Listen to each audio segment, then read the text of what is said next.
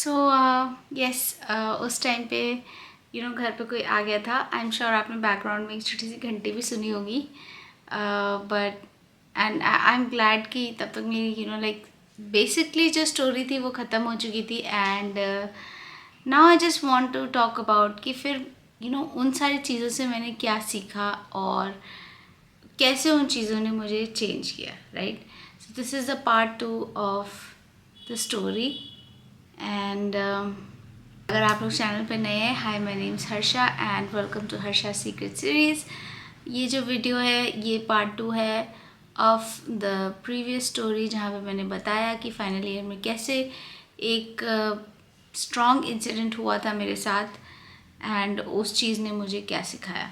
So continuing the story, बस simply ये हुआ कि भाई मैंने किसी भी तरीके से कैसे भी करके वो मेरे जो 2 हफ्ते हो गए और उसके बाद फिर मैंने एग्ज़ाम्स दिए।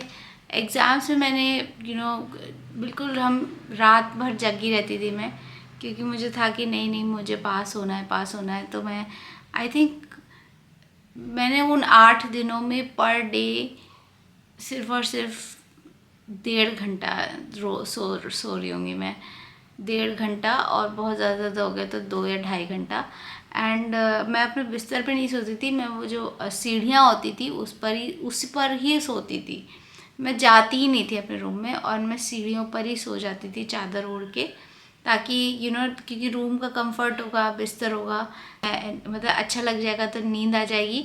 तो इसलिए मैं जाती नहीं थी, मैं एक छोटी सी चादर लेके जाती थी, वहीं ठंड में सीढ़ियों पे बैठ के ही पढ़ते थे और सीढ़ियों पे बैठ के ही सो जाते थे एंड जल्दी से एग्ज़ाम दे के आ जाते थे।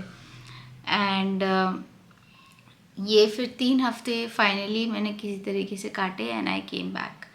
अब उसका हेल्थ से क्या रिलेशन है और कैसे क्या चीज़ें हुई, that I think is a very important thing जो हर किसी को समझनी चाहिए, and that's why I would make a separate video about it. लेकिन उसके अलावा एज अ पर्सन मैंने क्या सीखा और क्या चेंजेस आए मेरे अंदर, मैं इस वीडियो में वो बातें करना चाहती हूँ। सो एक चीज़ जो मैंने सीखी वो ये थी कि यार why did I take that kind of pressure. क्या होता अगर वो सप्ली लगा देते तो। हमारे कॉलेज में हमेशा ही जो ना हर कोई भी उल्टा सीधा उन्हें काम कराना होता था ना, कोई भी उल्टा सीधा उन्हें कुछ भी प्रेशर देना होगा या किसी भी तरह का उन्हें काम कराना होता है डेडलाइन के पहले, डेडलाइन के बाद किसी बच्चे से या समथिंग, तो हमेशा कहते थे हम तो ऐसे सप्ली लगा देंगे, अगर ये हुआ तो हम तो ऐसे सप्ली लगा देंगे। सप्ली तो ऐसे लगेगी। कुछ जो मेल टीचर्स होते थे वो तो मतलब इतना ज़्यादा इरिटेट करते थे कुछ, ठीक है, सभी की बात नहीं कर रही हूँ।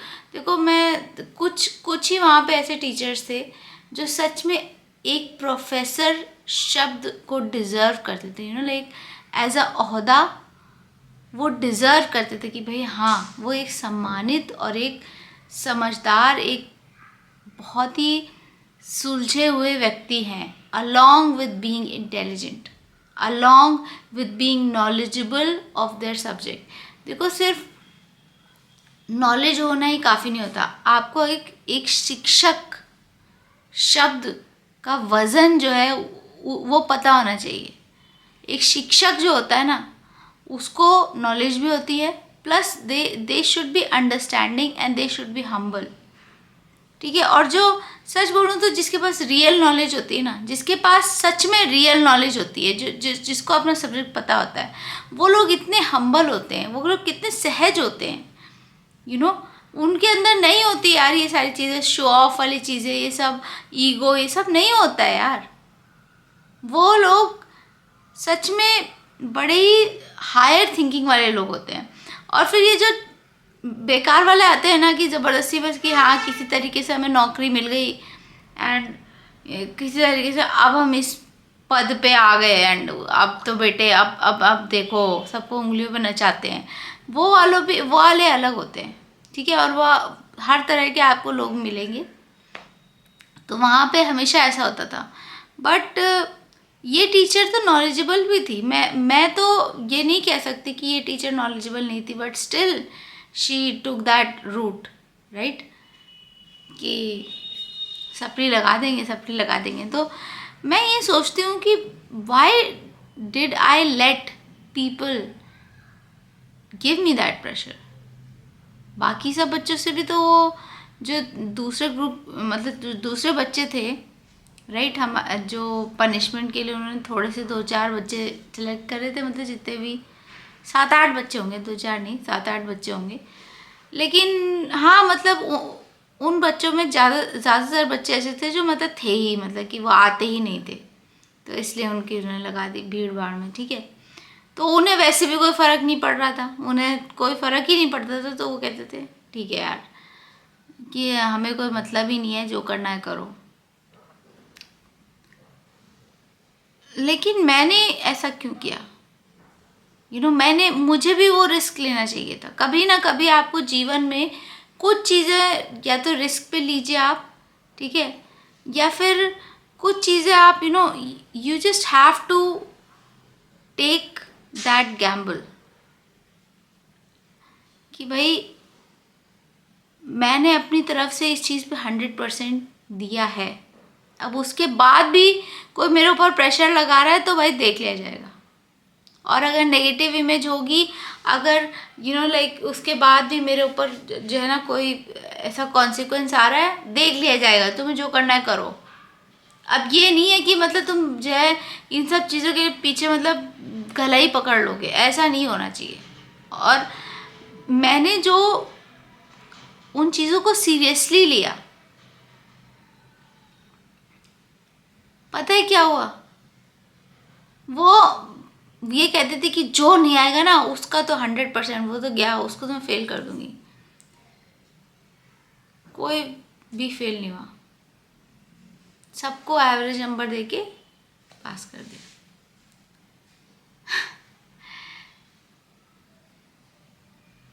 इस चीज़ का वो मुझे थोड़ा सा हिंट पहले दे देती, समथिंग, राइट, कि हमें इससे कोई मतलब ही नहीं है, हमें बस चाहिए कि यहाँ पे क्लिनिक पे कोई रहे, ताकि अगर कोई इंस्पेक्शन वाले आ गए गलती से तो उन्हें लगना चाहिए कि हाँ भाई एकदम खाली नहीं है क्लिनिक्स, कोई लोग हैं यहाँ पे, 2-4 तो बच्चे एटलीस्ट काम कर रहे हैं, कुछ मतलब कुछ हो रहा है। ऐसा कह देती वो, हम वहीं पे जाके काम कर लेते, वहीं पे किताब ला के पढ़ लेते। तो ये बेकार का ऊपरी आवरण उन्होंने क्यों बनाया ज़बरदस्ती का। Second thing that I learn, मेरे जीवन में क्या हुआ है ना, हर व्यक्ति जब भी आया ना उसने मेरे ऊपर इतना प्रेशर बनाया है कि ये चीज़ नहीं करोगे ना तो बस ज़िंदगी बर्बाद है, this is the last option, ये करना ही है, तुम्हारे पास यही एक ऑप्शन है और कोई ऑप्शन ही नहीं है। मुझे हमेशा यही बताया गया कि नहीं नहीं नहीं नहीं, नीट यूजी तो होना है, नीट नहीं है तो उसके अलावा पीसीबी के बाद कोई और ऑप्शन नहीं है। एंड उस टाइम पे भाई फ़ोन नहीं था, ये सब चीज़ें नहीं थी, फ़ोन थोड़े समय के लिए मिलता था, वो मैं गाना वाना और ये सब चीज़ें देखने में ही वो करती थी। और जो आसपास वाले बच्चे थे, जितने आसपास जो कोचिंग कर रहे सब कर रहे, सब नीट ही नीट करते थे। और जितना मैं थोड़ा बहुत रिसर्च कर पाती थी उस टाइम पे, इंटरनेट गूगल पे भी मतलब इतनी सारी चीज़ें इतना इन्फॉर्मेशन नहीं अवेलेबल थी, लाइक पीपल वो just not that active at all, ठीक है। और वो 2 मिनट के लिए मिल रहा है समय या जो भी मिल रहा है, तो नहीं होता था भाई, उतनी सर्चिंग नहीं होती थी, उतना कुछ नहीं होता था। और तो हम पूछते ही थे भाई लोगों से, जाके वर्बली पूछते थे या कुछ करते थे, तो हमें ये बताया जाता था कि नहीं भाई नीट ही होता है। और मुझे यही पता था कि नीट होता है, CPMT होता है, उसके अलावा कुछ होता नहीं है। उसके बाद फिर जब कॉलेज सिलेक्शन हुआ तब ये बताया गया कि यही कॉलेज लेना है, और कोई कॉलेज या और कोई ऑप्शन ही नहीं है, यही कॉलेज लेना है। उसके बाद ये वाला जो ऑप्शन आया कि मतलब ये कि नहीं भाई सारे सब्जेक्ट्स में पास ही होना है, कोई जानबूझ के फेल नहीं होता यार। हमने अपनी तरफ से पूरी कोशिश की, हम अपनी तरफ से पढ़ाई कर रहे हैं, सब कर रहे हैं, बट फिर किसी को ये तलवार लटका देना। लाइक घर पे भी जब मैं मम्मी को बताती थी, मैं लाइक समथिंग अबाउट अस कि जय जय जो भी जय मुझे लगता था भाई she is also female, I am also female, and हमारी ऐसी काइंड ऑफ होती है यार, मम्मी बेटी की बॉन्डिंग थोड़ी होती है, तो मैं हमेशा उन्हीं को बताने की कोशिश किया करती थी, राइट। पापा से तो ज़्यादा ही लाइक डांट पड़ जाएगी, या फिर वो डांट नहीं पड़ेगी तो वो कुछ ज़्यादा ही वो करने बड़ा कुछ करने की सोचेंगे कि रुको मैं आता हूँ, मैं जाके इन लोगों से अभी झगड़ा मोल लूँ। मैं वो भी नहीं चाहती थी कि इस तरह का कुछ हो, मतलब लाइक मैं बस चाहती थी कि कोई मेरी बात सुने, है ना, कोई मेरी बात सुने समझे, थोड़ा सा मुझे समय दे जहाँ पे मैं सिर्फ रो सकूँ या अपनी परेशानी बता सकूँ, ठीक है, सिर्फ इतना। Like I just wanted somebody to listen to me calmly, ताकि मैं अपनी बात को वेंट कर सकूँ। वो भी नहीं ऑप्शन था मेरे पास, ठीक है, क्योंकि जब भी मैं मम्मी को बताती थी तो उनके पास यही होता था, वो मतलब आई डोंट नो कि वो रिएक्शन ही नहीं देना चाहती थी कि मैं कैसे, कोई मुझे अपनी परेशानी अगर बता रहा है इस तरह की तो मैं उसको कैसे रिस्पॉन्ड करूं। तो वो क्या करती थी, वो कहती थी अरे कहीं तुम्हारी सप्ली तो नहीं लगा देंगे, मुझे तो इस टीचर से बड़ा डर लग रहा है, ये कहीं तुमसे कुछ ज़्यादा ही पर्सनल ले ले, बेटा चुप रहना, कुछ ज़्यादा बोलना नहीं तुम। मतलब वो मुझे और भी ज़्यादा, मतलब हमारे घर में से यही माहौल, यही ग्रूमिंग रही कि नहीं भाई एकदम चुप रहना, कुछ नहीं कहना, ना कुछ करना, ना किसी और को बताना, एकदम बिल्कुल लाइक रेडार के नीचे से आपको निकलना है। एंड आपको हमेशा मतलब like be docile, be very very polite, और बेटा बेटा ध्यान से, हाँ सप्ली नहीं लगनी चाहिए। मतलब उनके लिए वो सबसे इम्पोर्टेंट था कि भाई जो हम रिजल्ट का जो एक शीट है, एक कागज़ का पन्ना है, वो आना चाहिए, और वो उस पर एकदम एक क्लीन चिट होनी चाहिए, है ना।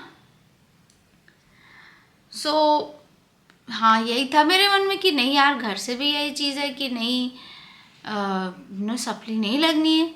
एंड वो हमेशा ये कहते रहते थे मुझसे, टीचर आई गेस उसको भी पता चल गया था या क्या उसको समझ में आया। देखो यार, जो बच्चे नहीं आ रहे थे उस टाइम पे, तो वो उसके अंदर इतनी पावर नहीं थी कि वो उन बच्चों को बुलवा सके। भाई जो एक्चुअल में डिज़र्व भी करते थे वो पनिशमेंट, कि भाई ये सारे तो एब्सेंट है, ये पूरे साल भर जब एब्सेंट रहे, तुम्हारी जो क्लिनिक्स थी, ये तुम्हारा जो प्रैक्टिकल वर्क था, इन्होंने अटेंड नहीं किया, तुम्हें पता है कि ये बच्चे नहीं काम करते, तुम इनको तो बुलवा नहीं पा रहे हो, तुम्हारे पे एक बंदा फंसा तुम्हें, तो तुमने उसको इतना जकड़ लिया कि मतलब, और कैसे टाइम पे जकड़ा ये भी इम्पोर्टेंट है। तुम कुछ भी कह सकते थे, तुम्हारे पास ये ऑप्शन तो था ना कि तुम कह देते कि नहीं भाई जैसा भी अभी तुम दे रहे हो कि अभी मैं पास कर देती हूँ, बाद में बुला लूँगी अगर मुझे तुम्हें ज़्यादा सिखाना है तो। ये तो नहीं किया आपने भी उसी टाइम पे उसी वक्त मुझे पकड़ा, ठीक है। आपको लगा कि हाँ ये बच्चा है, ये बच्चा मेरी बात मानता है, तो अब मतलब मैं इसको बिल्कुल यहीं पकड़ के धर लूँगी।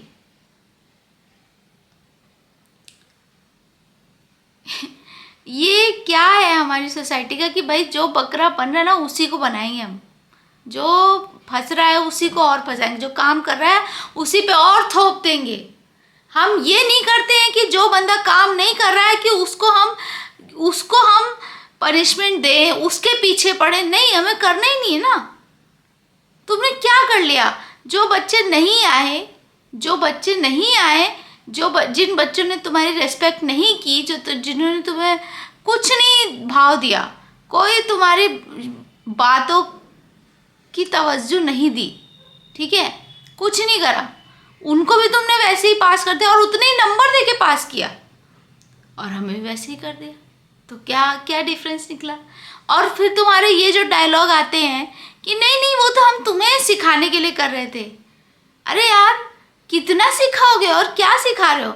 ऐसा तो है नहीं कि तुमने मुझे एक्चुअल प्रैक्टिकल वर्क, कोई क्लिनिक पेशेंट वाला वर्क कोई करा रहे थे, तुम सेकेंड ईयर का काम रहे थे।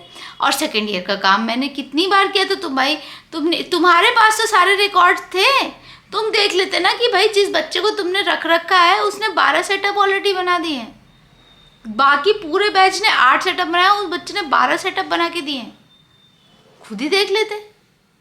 अब आप ये कहने लगो कि आज बेटा अगर आप किसी 10th के बच्चे को बुलाओ हैं, और उससे कहने लगो कि बेटा आज हम तुमको ABCD सिखाएंगे, ठीक है, A फॉर एप्पल सिखाएंगे, B फॉर बॉल सिखाएंगे, और फिर बाद में एक कहो कि हम तो तुम्हें सिखाने के लिए सिखा रहे थे।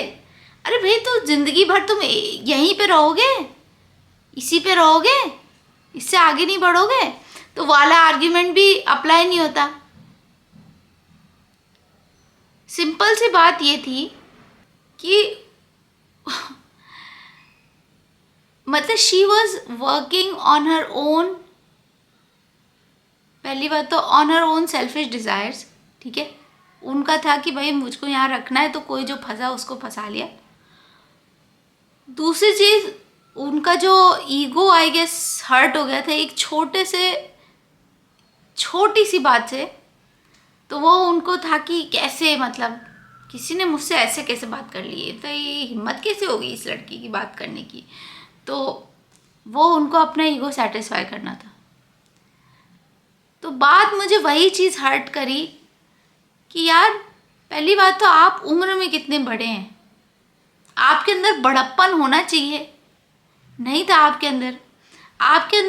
आप एक प्रोफेसर हैं, तो आपके अंदर वो वाली चीज़ आनी चाहिए कि नहीं यार, एक बड़ा समझदार व्यक्ति जो होता है उसका व्यक्तित्व भी अलग होता है ना। आपके अंदर एक कॉमन मैन से भी ज़्यादा क्षमता होनी चाहिए किसी को माफ़ करने की,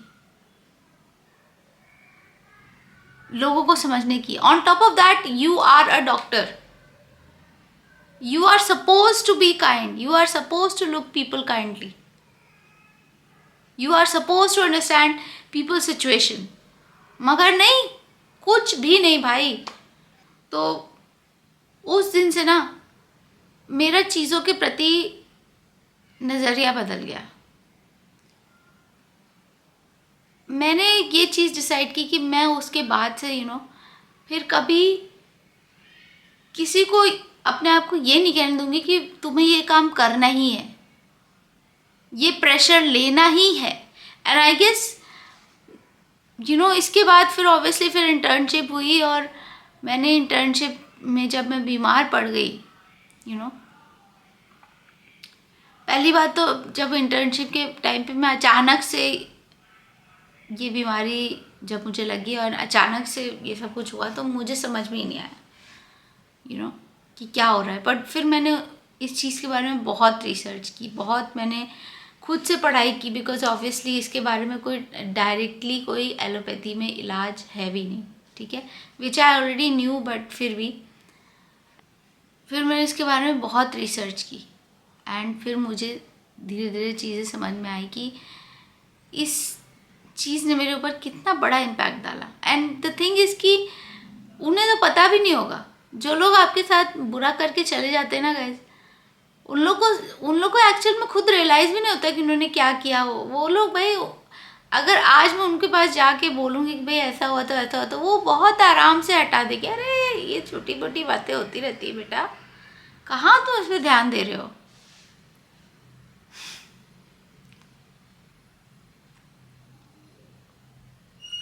उन्हें नहीं रियलाइज़ होता होगा, उन्हें कभी याद भी नहीं होगी ये सारी चीज़ें। वो तो मेरे साथ हुआ ना, तो इसलिए मुझे याद है।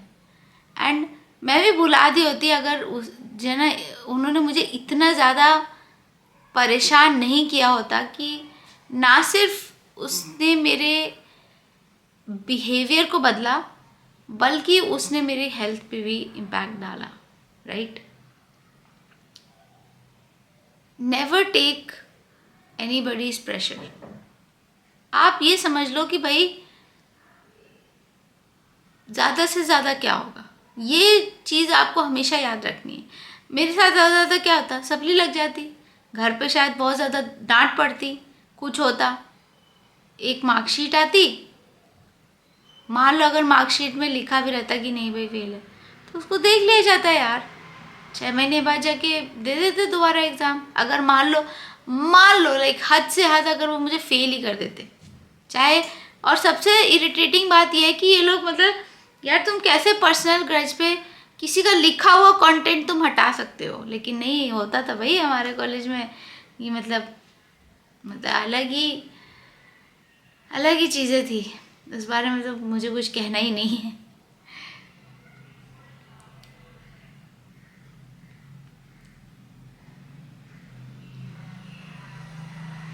एंड फिर उसके बाद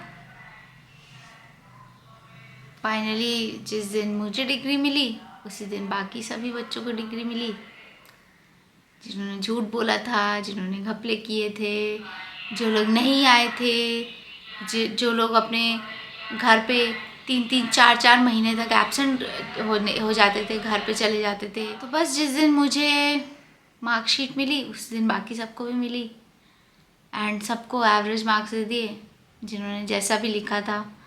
बस जो उनके हिसाब से जो लोग समझदार उन्हें लगते थे देखने में, जो उन्हें लगता था कि हाँ बहुत पढ़ाकू हैं या जिन्हें बहुत ज़्यादा नॉलेज है, राइट, उन्हें मतलब जो जिनकी इमेज वैसी थी, उस बेसिस पे रैंकिंग आ गई, उसी बेसिस पे मार्क्स मिल गए। बाद में मुझे ये समझ में आया कि मार्कशीट से भी कोई मतलब नहीं है, डिग्री तो अलग ही होती है। डिग्री डिग्री पे तो कुछ लिखा भी नहीं होता, उस पर तो मार्क्स ही नहीं होते यार। और अगर मान लो सप्ली आई भी होती ना, तो वो फिर सप्ली के मार्क्स ही एज अ नॉर्मल मार्क्स जुड़ते हैं एंड पिछले वाले जो मार्किंग है वो दिखती ही नहीं। तो मतलब ऑन द रिज़ल्ट दिखता ही नहीं कि कोई सप्ली है या नहीं है। So at the end of the day मैंने बेकार में, मतलब बिल्कुल बेकार में अपने ऊपर ये प्रेशर लिया, राइट। और उन्हें अगर ये लगा कि हाँ भाई इस बच्चे को बुद्धू बनाया जा सकता है, उन्हें इस बच्चे को बेवकूफ़ बना रहे हैं हम, ये बात अगर उन्हें पता थी तो उन्होंने भी, मतलब वो लोग भी पीछे नहीं हटे, उन्होंने भी खूब जम के इस चीज़ का फ़ायदा उठाया। एंड उसके बाद इंटर्नशिप में फिर से उन्हीं के अंडर, जब ऑब्वियसली बात है कि आप लाइक डिपार्टमेंट्स में जब पोस्टिंग्स लग रही थी, you are in a rotation, तो फिर से उन्हीं के अंडर जब पोस्टिंग लगी, वही उन्होंने वही सेम कि मतलब मैंने उनको ग्रीट किया रिस्पेक्ट से, वो मुझे ग्रीट कर रही हैं बड़ा रिस्पेक्ट से, क्योंकि कुछ ज़्यादा काम ही नहीं कराना है एंड सिंपल बात ख़त्म हो गई। तो लोग होते हैं आपके साथ कुछ भी करके चले जाते हैं and you have to be the one who learns to deal with it. लोगों को नहीं याद रहता यार, लोगों को नहीं याद रहता कि उन्होंने आपके साथ क्या किया है, या उनके नज़रिए में वो चीज़ बहुत छोटी हो सकती है। होता है ऐसा, हो सकता है कि एक बच्चे के लिए वो चीज़ बड़ी हो, उसकी एज के हिसाब से वो चीज़ बड़ी हो, लेकिन बहुत सारे ऐसे लोग होते हैं जो उसको अपने उससे देखते हैं, अपने लेवल से देखते हैं, तो मे बी उनके लिए ये सारी चीज़ें मैटर नहीं करती होंगी। She forgot everything.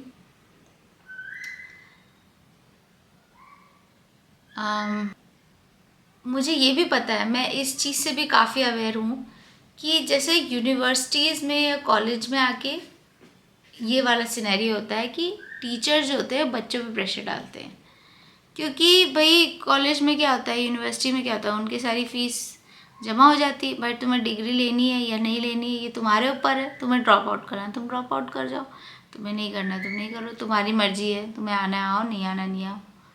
लेकिन स्कूल में आजकल क्या चल रहा है, ये भी बात मुझे पता है एंड इस बात पे भी मैं रोशनी डालना चाहती हूँ कि स्कूल में डिफरेंट हो रहा है, राइट। स्कूल लेवल पे चीज़ें डिफरेंट है। स्कूल लेवल पे क्या हो रहा है कि उन्हें पर ईयर फीस लेनी है, कई बार तो पर मंथ फीस लेनी है, तो वो क्या करेंगे, बच्चे को ज़्यादा केटर करेंगे एंड वहाँ पे क्या हो रहा है कि टीचर्स पे इतना ज़्यादा प्रेशर हो रहा है कि टीचर्स बच्चों के बारे में कंप्लेन करती हैं एंड उनकी नहीं सुनी जाती। और इनफैक्ट बच्चे जो होते हैं उनके पेरेंट्स आके तुरंत कि हमारे बच्चे ने कुछ नहीं किया, आप हमारे बच्चे से माफ़ी मांगिए, ऐसी भी सिचुएशन है। आई नो कि ये सब चीज़ें भी रियल हैं। So at the end of the day आपका इन सब चीज़ों के बारे में क्या ओपिनियन है, यू नो, कि क्या आपके नज़रिए में हर टीचर रेस्पेक्ट डिज़र्व करता है? मेरे हिसाब से आपको इस बारे में बहुत ज़्यादा सतर्क रहना चाहिए और परखना चाहिए, बिकॉज़ हर व्यक्ति जो किसी पद पर है या जो आपका गुरु है या आपको सिखाने आया है समथिंग, बट ज़रूरी नहीं है कि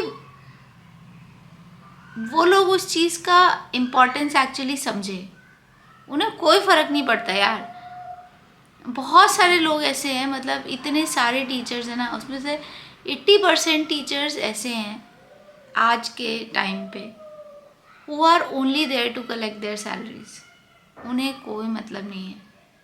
एंड स्पेशली यार ये टीचर, मुझे एक चीज़ का जो सबसे ज़्यादा दुख लगा वो यही लगा, टीचर के बारे में ही नहीं, मैं आपको हर व्यक्ति के बारे में बताऊंगी कि देखो,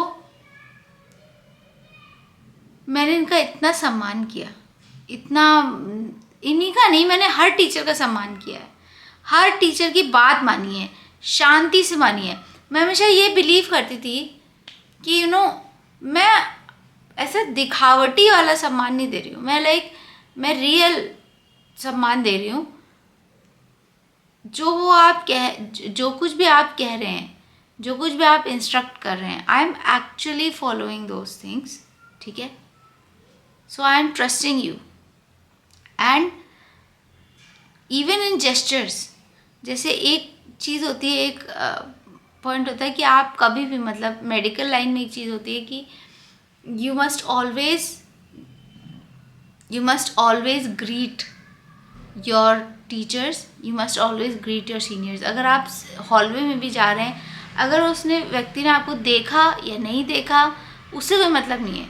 अगर वो हायरार्की में आपसे ऊपर है तो आपका काम है कि आप उन्हें झुक के you greet them.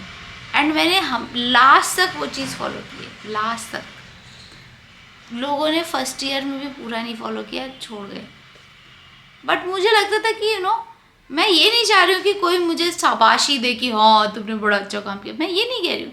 But I hope कि अगर मैं आपको मान रही हूँ अपना सीनियर या अपना टीचर, तो आप भी मुझे वैसे ही ट्रीट करेंगे जैसे आपको एक जूनियर को ट्रीट करना चाहिए। मीनिंग कि जब मुझे आपकी ज़रूरत पड़ेगी, जब मैं परेशानी में होंगी, you will show up for me.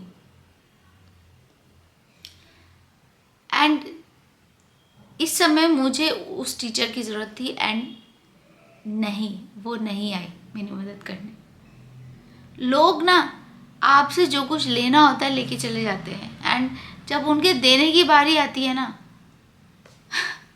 They are not there for you. तो प्लीज़ समझो लोगों को एंड एक्चुअली उन्हें एनालाइज करो कि does this person deserve my respect और नॉट। तो मैंने उस दिन से ना, ये जो मेरा एक नज़रिया था कि नहीं, हर एल्डर को देना है, हर बड़े व्यक्ति को या हर इस पर्सन को जो ना झुक कर प्रणाम करना है या एकदम सहज रेस्पेक्ट देनी है, वो वाली चीज़ नहीं है। अब मेरे अंदर क्या है, ऑब्लिगेशन वाली चीज़ है कि ठीक है कर रहे हैं, लेकिन एक झुकने वाली चीज़ नहीं, मतलब कहने का मतलब कि ग्रहण करने वाली चीज़, कि मतलब सच में मानने वाली जो एक चीज़ थी वो मेरे अंदर से चली गई। Now I am very selective about it, कि ये व्यक्ति वाकई मेरा सम्मान, ये व्यक्ति वाकई मेरी तरफ से रेस्पेक्ट डिजर्व करता है या नहीं करता है, because a lot of people don't. So इस बारे में आप लोगों का क्या ख्याल है, इस बारे में आप लोग क्या सोचते हैं? Again do let me know in the comments. And मुझे बहुत अच्छा लगेगा कि अगर मैं आपकी भी स्टोरीज जानूँगी, आप लोगों का कैसा एक्सपीरियंस रहा, आप लोगों के क्या लर्निंग्स रहे अपने जीवन में, do let me know in the comment section. I will definitely love to read them. And let's make our comment section like a safe space जहाँ पे लोग अपने अपने एक्सपीरियंसेस शेयर कर सकें, बिकॉज जब हम एक्सपीरियंसेस शेयर करते हैं ओनली देन वी नो कि हम अपनी चीज़ों में अकेले नहीं हैं। हमें डिफरेंट डिफरेंट ओपिनियंस पता चलते हैं, डिफरेंट डिफरेंट एक्सपीरियंसेस पता चलते हैं, एंड हमें पता चलता है कि चाहे कुछ भी हो जाए कि हम अकेले नहीं हैं, हमारी तरह के और भी लोग हैं इस दुनिया में, and they are also moving forward. और उससे हमें स्ट्रेंथ मिलती है कि हम भी आगे बढ़ सकें अपनी चीज़ों से। सो yes, this was today's video. This was a part 2 of my final year story. मिलती हूँ आपसे नेक्स्ट वीडियो में, तब तक के लिए thank you for watching Harsha's secret series.